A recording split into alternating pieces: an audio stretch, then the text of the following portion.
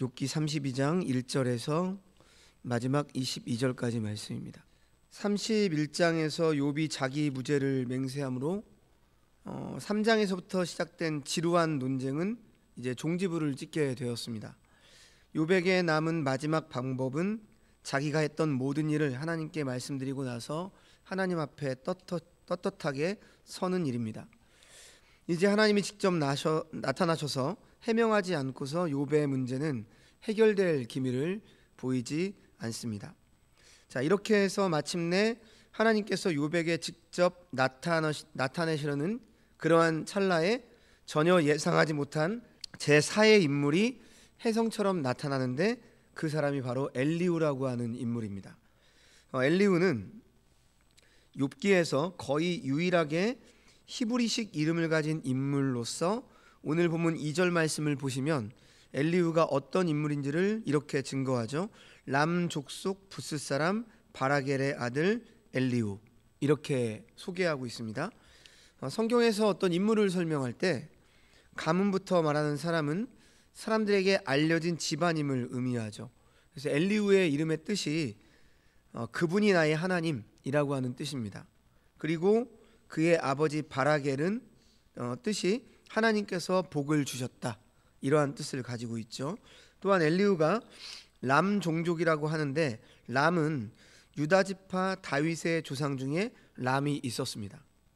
그리고 부스는 아브라함의 동생 나홀의 아들이자 욥이 우스 땅 사람인데 우스와 부스는 형제로 그렇게 알려져 있어요. 그래서 엘리후의 가문은 이제 요약하자면 어떤 신앙적인 전통이 있는 가문, 그리고 욥과 어떤 친족 관계로 추정을 할 수 있습니다. 그래서 이제 욥이 재난을 당했다는 이야기를 듣고서 찾아온 것으로 보여집니다. 자, 아무튼 엘리후는 사실 욥기 전체에서 수수께끼와 같은 인물로 나오죠. 갑자기 등장했다가 사라지고 또 마지막에 하나님께서 이제 말씀하실 때 욥의 세 친구의 이름은 거론이 되지만 엘리후는 거론이 안 되거든요. 엘리후는 어떤 책망을 받지 않습니다. 이런 부분에 대한 좀 해석이 좀 분분한데요. 새벽 시간에 이런 걸 다 얘기할 수는 없는 거니까. 자, 아무튼 이 엘리후가 하나님께서 욥에게 직접 말씀하시기 전에 나타나서 욥과 친구들을 향해서 4차례에 걸친 발언을 합니다. 오늘 이제 32장부터 37장까지 총 4번의 어떤 설교와 같은 엘리후의 대화, 그 단독 이야기가 나옵니다. 자, 그런데 6장에 걸친 엘리후의 발언을 후기에 첨가된 것으로 보는 비판적인 학자들이 있습니다. 그 이유는 서막이나 또 마지막 장에 그 엘리후라고 하는 이름이 전혀 등장하지 않고 문체가 산만할 뿐 아니라 그리고 다른 부분에 비해서 열등하기 때문이다, 이렇게 학자들은 본다는 거죠. 어떤 학자들이. 그래서 엘리후의 발언은 3장에서 31장까지의 나온 욥의 발언이 지나치게 대담하고 도전적으로 보이기 때문에 이것을 좀 상쇄시키기 위해서 후대에 삽입된 대목이다, 이렇게 평가하는 사람들이 있습니다. 하지만 이러한 주장은 보수신학의 관점에서 동의하기 어려운 주장이죠. 왜냐하면 지금 욥기에서 이 엘리후의 말이 분명히 중요한 역할을 합니다. 그렇기 때문에 현재의 욥기 안에 들어가 있다고 보는 거죠. 그렇다면 결코 짧지 않은 엘리후의 말이 욥기 안에, 그것도 욥의 공식적인 발언이 다 끝난 다음에 갑자기 등장하는 이유가 무엇인가? 제 생각에는 28장의 지혜 이야기와 마찬가지로 28장도 그 넘어가기 전에 나오는 하나의 좀 삽입이라는 표현은 아니고요. 설명을 하는, 정리를 하는 중요한 장이거든요. 그런 것처럼 엘리후는 하나님이 욥 앞에 나타나시기 전에 쉽게 말하면 정지 작업이죠. 혹은 완충의 역할을 하는 사람으로 이렇게 등장한다는 겁니다. 사실 그동안 우리가 이제 욥에게 너무 좀 집중하다 보니까 욥이 주장해온 자기 의에 대한 무죄 주장은 사실 좀 지나친 감이 있죠. 왜냐하면 우리가 지금까지 어떠한 욥의 처지와 형편과 욥이 세 친구의 공격을 받아내는 모습을 통해서 욥을 이해하고 공감합니다. 하지만 사실 욥도 이러다 보니까 교만한 면이 보인다는 것입니다. 아무리 자신의 삶을 되돌아보았을 때 이러한 고난을 당할 이유가 없다고 항변을 하지만 사실 1, 2장을 보았을 때 우리가 욥기 1, 2장에서 욥에 대한 평가나 하나님께서 사탄에게 말하는 욥에 대한 평가는 사실 엄청난 평가죠. 하지만 그럼에도 불구하고 모든 인생은 죄 아래 태어난 인생이고 하나님 앞에 당당하게 자신의 의를 드러낼 수 있는 인생은 아무도 없습니다. 그래서 창조주이시고 전능하신 하나님 앞에 선을 넘은 발언들을 한 잘못도 있는 거죠. 욥이 자기를 변호하다 보니까, 그리고 새 친구들이 하는 그 공격을 받아내면서 말을 하다 보니까 우리가 대화하다 보면 좀 그런 부분이 있잖아요.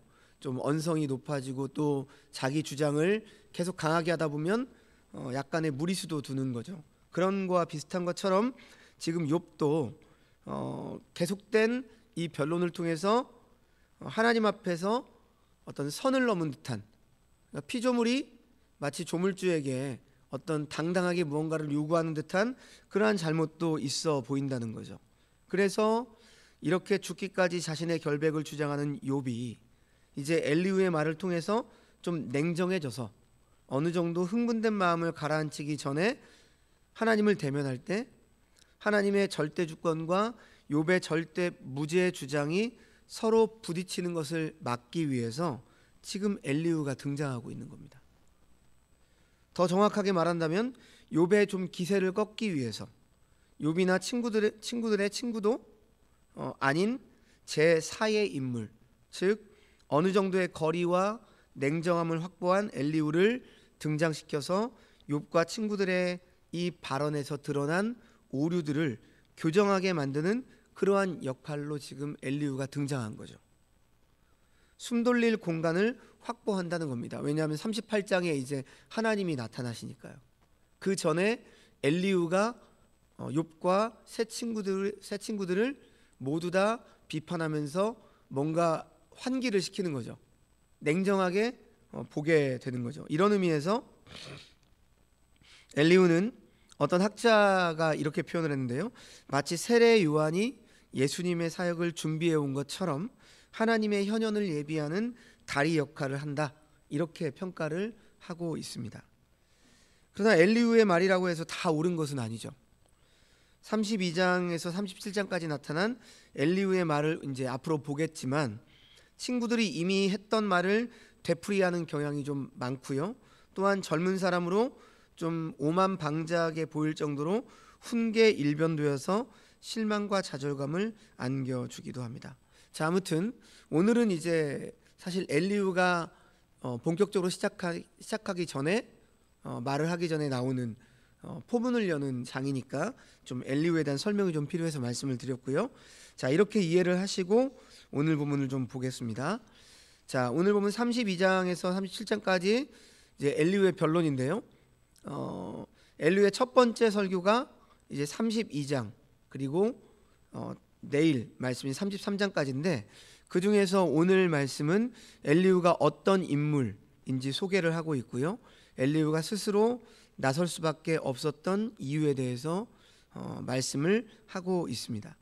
자, 2절 말씀을 보면 엘리후가 욥과 새 친구들 양쪽의 이야기를 듣고 화를 냈다고 지금 나오고 있는데, 먼저 욥에게 화를 낸 이유가 2절 하반절에 나오죠.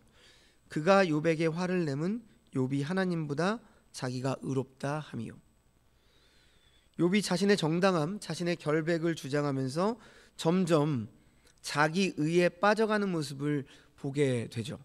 그리고 하나님에 대해서도 오해를 하게 됨을 보게 됩니다. 욥은 전능자 하나님께서 자신에게 이러한 큰 고통을 주는 것은 부당한 일이라고 말하고 있었습니다.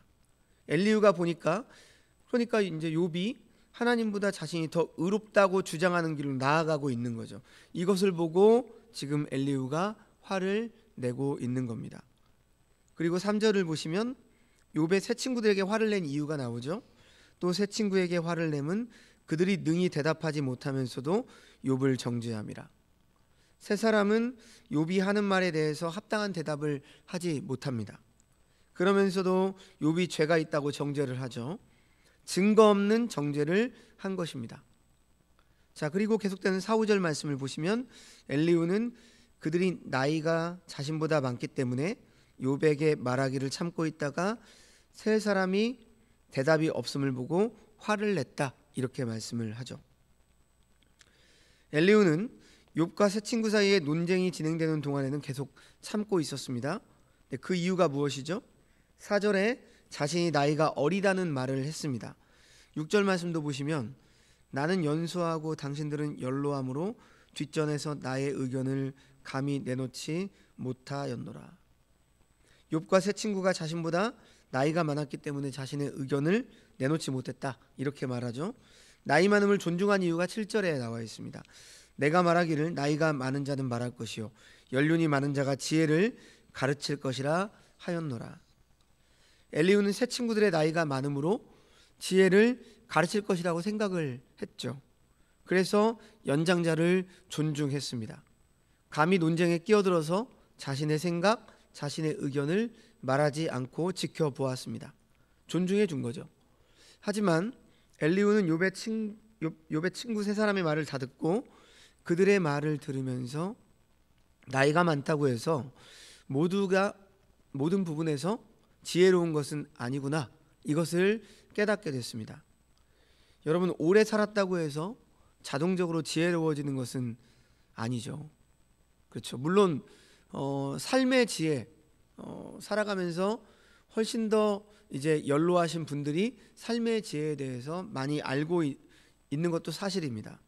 그러나 만약 나이가 들어감에 따라 자동적으로 지혜로워진다면 세상의 어리석은 범죄를 다 어찌 보면 젊고 어린 사람들만 저질러야 되는데 나이 든 사람이 저지르는 경우가 훨씬 더 많죠. 즉 나이가 들어가면서 어리석게 행동하는 사람도 많다라고 하는 것이죠. 그래서 계속해서 이제 8절에서 10절 말씀을 보면 엘리후는 자신도 의견을 말하겠다, 이렇게 말하죠. 사람의 속에는 영이 있고 전능자의 숨결이 사람에게 깨달음을 주시나니 어른이라고 지혜롭거나 노인이라고 정의를 깨닫는 것이 아니니라. 그러므로 내가 말하노니 내 말을 들으라. 나도 내 의견을 말하리라. 욥은 사람이 나이가 많거나 경험이 많다고 지혜가 있는 것이 아니라 하나님께서 깨달음을 주셔야 된다, 하나님께서 총명을 주셔야 된다, 이렇게 주장을 합니다. 하나님의 신이 깨닫게 해야 지혜를 가질 수 있다, 이렇게 주장을 하죠. 지금 이 말은 은근히 엘리후가 자신은 이런 지혜를 가지고 있다, 이렇게 좀 말하고 있는 거죠. 사실 엘리후도 좀 교만한 사람이죠. 물론 엘리후가 한 말, 하나님께서 깨달음과 총명을 주셔야 지혜가 있다는 말은 맞는 말입니다. 지금 엘리후는 경험에서 얻는 지식보다 하나님으로부터 오는 지혜, 이것이 더 중요함을 지금 말하고 있죠. 그래서 이제 11절에서 14절 말씀을 보시면 한 호흡으로 좀 읽어보면 보라, 나는 당신들의 말을 기다렸노라. 당신들의 슬기와 당신들의 말에 귀 기울이고 있었노라. 내가 자세히 들은즉 당신들 가운데 욥을 꺾어 그의 말에 대답하는 자가 없도다. 당신들이 말하기를 우리가 진상을 파하겠으나 그를 추궁할 자는 하나님이시오 사람이 아니라 하지 말지니라. 그가 내게 자기 이론을 제기하지 아니하였으니 나도 당신들의 이론으로 그에게 대답하지 아니하리라. 자, 지금까지 욥의 세 친구들은 한결같이 인과응보의 논리를 가지고 욥이 범죄했기 때문에 고난을 당한 것이다, 이렇게 몰아세웠습니다. 그러나 욥을 이해시키거나 설득시키지 못했고 오히려 욥의 무죄성과 결백 주장에 더 이상 말하지 못했죠. 엘리후는 이러한 욥의 세 친구들의 변론에 실패했다는 것을 지금 비판을 하고 있죠. 그리고 욥의 세 친구와는 달리 자기는 욥을 설득시킬 자신이 있음을 말하고 있습니다. 여러분, 사실 욥의 세 친구는 그동안 인간의 어떤 인과응보의 논리로 고난을 해석했지만 엘리후는 이제 앞으로 보면 어떠한 목적으로 말을 하냐면 하나님의 연단을 목적으로 한 섭리로 이 고난을 해석을 합니다. 곧 우리가 설명을 하면 원인론적 고통관을 뛰어넘어서 이제 목적론적 고통관을 말하고 있다는 거죠. 그러니까 새 친구는 고난이 온 이유가 무엇이냐, 어떤 원인, 죄 때문이다, 네가 회개해야 된다, 뭐 그러한 논리로 계속 공격을 하는 거예요. 그래서 원인론적 고통관을 주장을 한 거죠. 그런데 이제 엘리후는 목적이 있다는 거죠. 고난에는 목적이 있다, 이유가 있다. 고난을 통해서 더 이제 한 단계 더 우리가 성숙해지는 어떤 그러한 차원의 원리를 지금 엘리후는 나와서 이제 말을 한다는 거죠. 엘리후는 자신이 말을 할 수 없는 이유를 이렇게 밝힙니다. 이제 17절에서 22절 말씀인데요. 나는 내 본분대로 대답하고 나도 내 의견을 보이리라. 그러면서 내 속에는 말이 가득하니 내 영이 나를 압박함이니라. 뭐 이렇게 쭉 이제 나오게 되는데, 엘리후가 자신이 말을 할 수밖에 없는 이유는 내 속에 할 말이 가득하다. 가죽 부대에 담긴 포도주가 시간이 날수록 부풀어 올라오는 것처럼 자기 배라는 포도주 통에 할 말이라고 하는 포도주가 가득하다.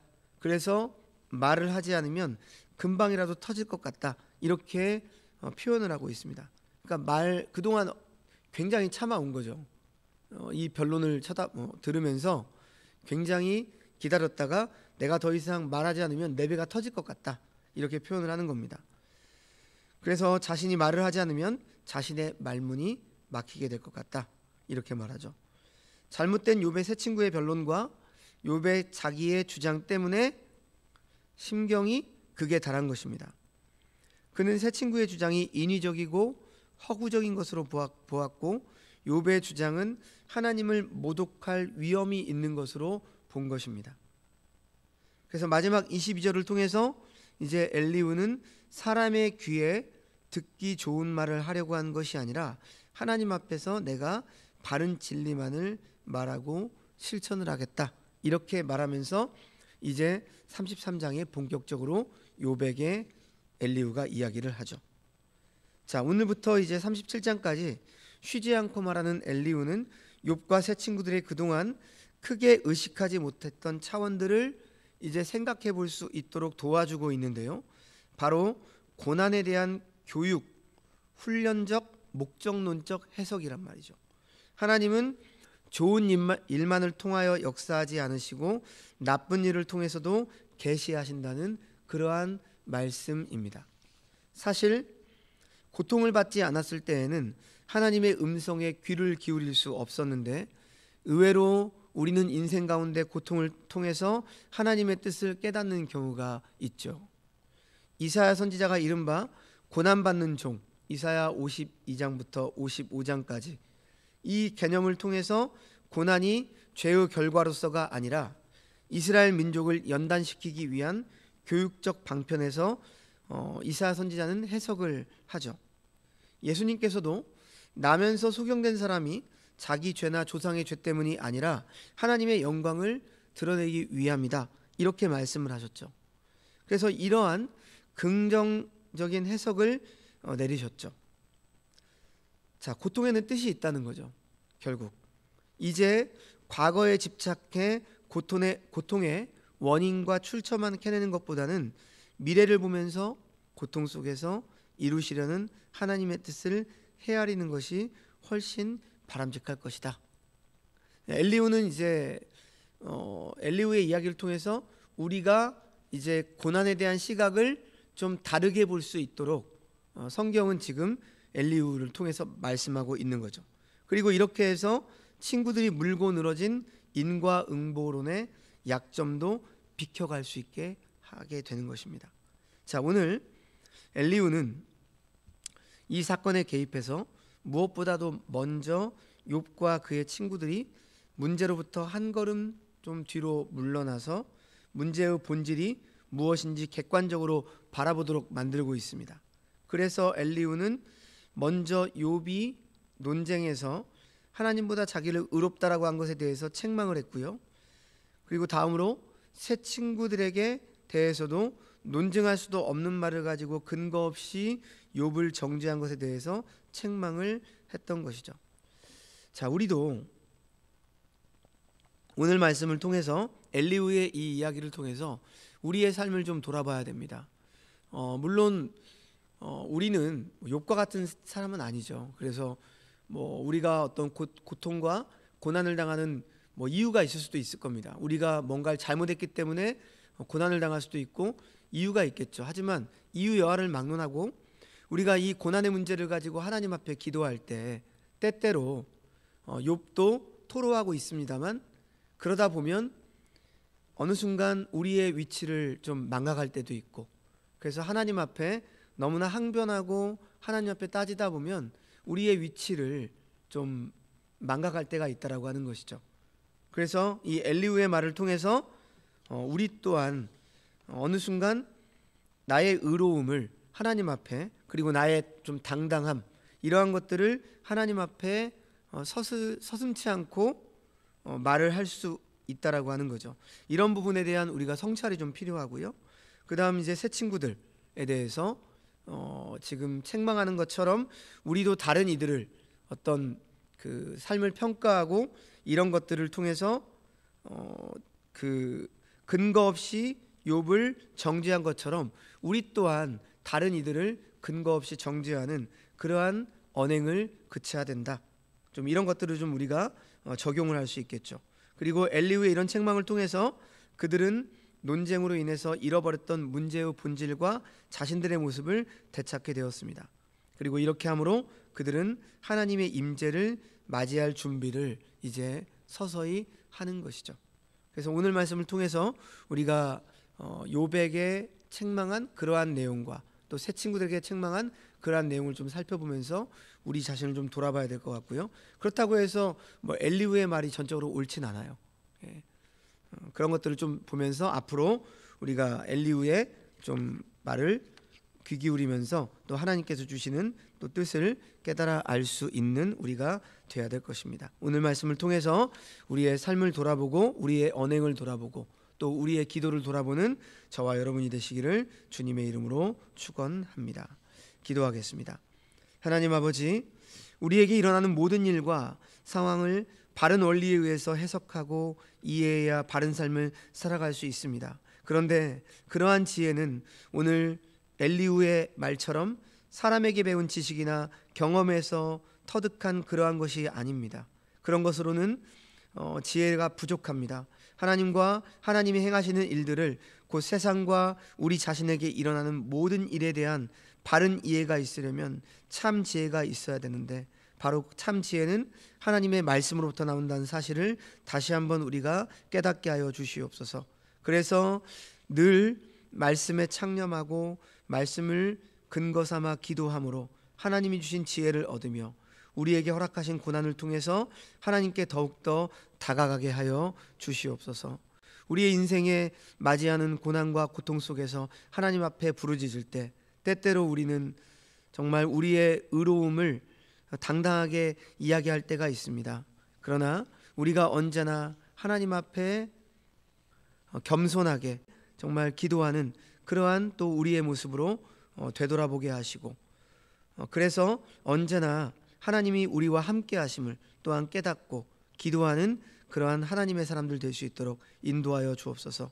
모든 말씀 예수님의 이름으로 기도합니다. 아멘.